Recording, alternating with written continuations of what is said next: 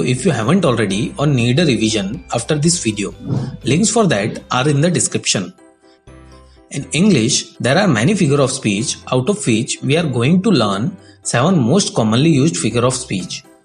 First, simile, second, metaphor, third, personification, fourth, hyperbole, fifth, apostrophe, sixth, oxymoron, and seventh, onomatopoeia. I will give you a trick to remember the names of these 7 figures of speech at the end of this video. So let's get started with the most common one, simile. A simile is a figure of speech that uses comparison between two unlike things. It is done using words like, as, or so. These two things must have one thing in common. Let's understand simile with some examples. Our soldiers are as brave as a lion. Here we are comparing two different things, soldier and lion, using a word as. And what is one thing that is common between both of them? It is their bravery. They both are known for their bravery. So here, as brave as a lion is a simile. Let's look into another example. She is like an angel. Here, a girl is compared with an angel using the word like. And the common thing between them is beauty of both of them. So here, like an angel is a simile. Let's look into one more example to make things even clear. Love is patient and so is my mother. Here, love is compared with my mother using the word so, and the common thing between them is patience. So here, so is my mother is a simile. These are the examples of simile. Now let's look into the next type of figure of speech, metaphor. A metaphor is a figure of speech that uses comparison between two unlike things. These two things must have one thing in common. Now you might be thinking, in simile also we said the same thing. But there is a difference between both of them. While in simile, we use words as, so, or like while comparing two things, here we do not use that. Let's look into a previous example of simile and try to convert it into a metaphor. Our soldiers are as brave as a lion. Removing as brave as, it becomes, our soldiers are lion. In this statement also, our soldier is compared with lion, and the common thing between them is bravery of both of them, but we have not used the word as. Thus, we can say in the statement, our soldiers are as brave as a lion, we used a simile, but when we say our soldiers are lion, we use a metaphor. Let's look into some more example of metaphor.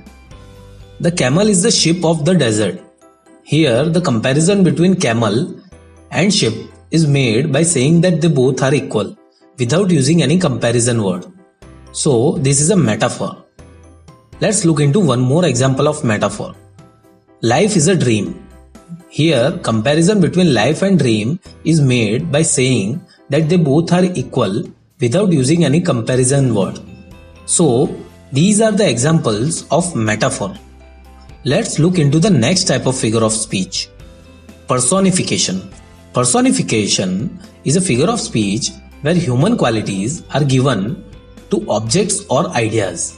These qualities may be emotions, desires, sensations, gestures, and speech.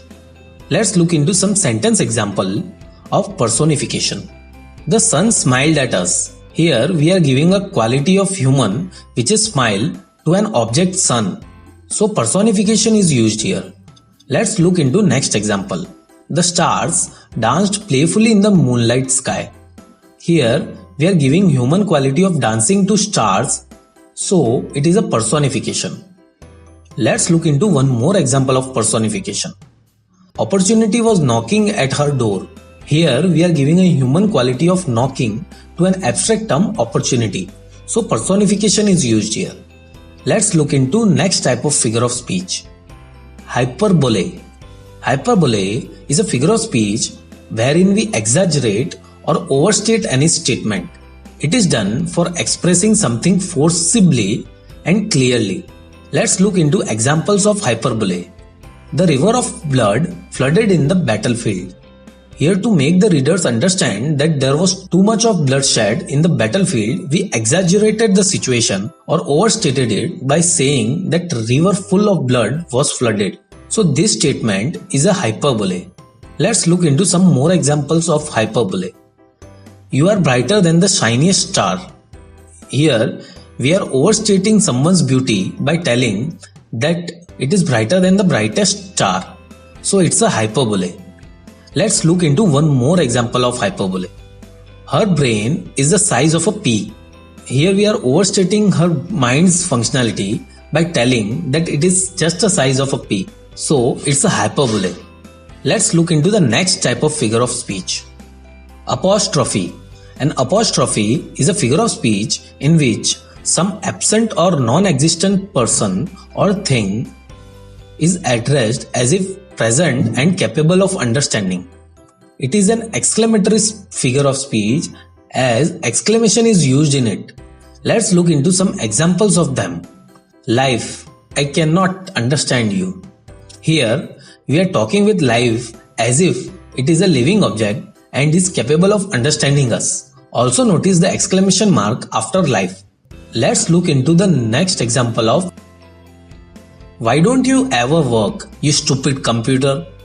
Here we are talking with a computer as if it is a living object and is capable of understanding us. Notice the exclamation mark after computer. Let's look into one more example of hyperbole to make things even clear. Blow winds blow. Here we are talking with wind as if it is a living object and it is capable of understanding us. Here also you can notice the exclamation mark after blow. So these are the examples. Let's look into the next type of figure of speech. Oxymoron. An oxymoron is a figure of speech containing words that seem to contradict each other. That is, one word says one thing and the other word says another thing. Oxymorons are extremely useful in written English because they can make effective titles, add dramatic effects, add flavors to speech, and can sometimes be used to achieve a comedic effect. Let's look into some examples of them. It is an open secret. Here you can see two opposite words used in the same sentence, open and secret. If it is a secret, then it cannot be open, and if it is an open, then it cannot be a secret. So it is an oxymoron. Let's look into the next example of oxymoron. All the politicians agreed to disagree. Here you can see two opposite words agree and disagree in the same sentence. So it is a oxymoron. Let's look into one more example of oxymoron. He is clearly confused in his decision. Here you can see two opposite words clearly and confused in the same sentence. So it is a oxymoron. So these are the examples of oxymoron. Let's look into the last type of figure of speech that we will be learning today. Onomatopoeia. An onomatopoeia is defined as a word which imitates the natural sounds of a thing. That is, it is a word which is the sound of that thing. Let's understand it with some example. The buzzing bee flew away. What is the sound of bee? It is buzz. As in this statement, we are using the sound of bee buzzing. It is onomatopoeia. Let's look into the next example of onomatopoeia. The large dog said bow wow. Now what is the sound of a dog? It is bow wow. As in this statement, we are using the sound of dog. It is onomatopoeia. Let's look into one more example of onomatopoeia. The snake slithered and hissed. Now what is the sound of snake? It is hiss. As in this statement, we are using the sound of snake. It is onomatopoeia. So these are the examples of onomatopoeia. Now I will give you a trick to remember all 7 figure of speech. Let's rearrange the 7 figure of speech in a specific order and take out their first letter. Simile, here S is the first letter. Hyperbole, here H is the first letter. Apostrophe, here A is the first letter. Metaphor, here M is the first letter. Personification, here P is the first letter. Oxymoron, here O is the first letter. Onomatopoeia, here O is the first letter. Combining this all letter, it becomes an acronym shampoo. So please remember this acronym and you won't forget the name of all 7 figure of speech. That's all about figure of speech.